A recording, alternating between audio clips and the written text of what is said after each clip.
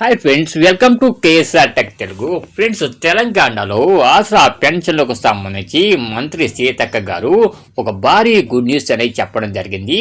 Friends, ఎవరైతే తెలంగాణలో ఆసరా pension తీసుకుంటూ ఉంటారో అటువంటి వారందరికీ కూడా కాంగ్రెస్ ప్రభుత్వం పెంచుతాము అని చెప్పినటువంటి కొత్త ఆసరా పెన్షన్లన్నీ కూడా వెంటనే రిలీజ్ చేస్తామని చెప్పేసి మంత్రి సీతక్క గారు చెప్పడం జరిగింది.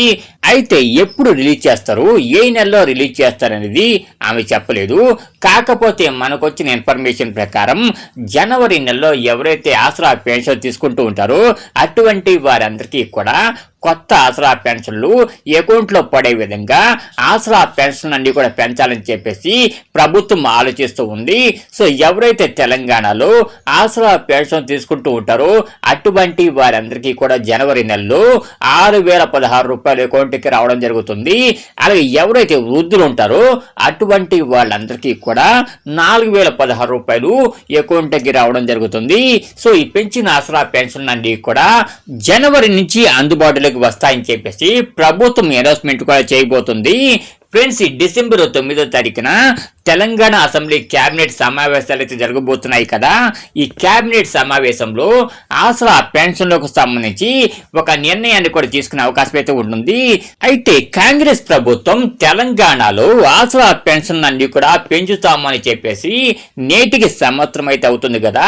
ఈ సంవత్సరం నుంచి పెంచుతామని చెప్పినటువంటి ఆసరా పెన్షన్ అన్ని కూడా ఒకేసారి అకౌంట్లో వేయాలని చెప్పేసి బీజేపీ వాళ్ళు ధర్నా కూడా చేస్తూ ఉన్నారు. సో కిషన్ రెడ్డి గారు మాట్లాడుతూ ఎవరైతే తెలంగాణలో ఆసరా పెన్షన్ తీసుకునే దివ్యాంగులు ఉంటారో అటువంటి వారందరికీ కూడా 27,500 రూపాయలు అకౌంట్ వేయాలని చెప్పేసి కూడా రీసెంట్ గా హైదరాబాద్ లో ఒక ధర్నా కూడా చేపట్టడం జరిగింది.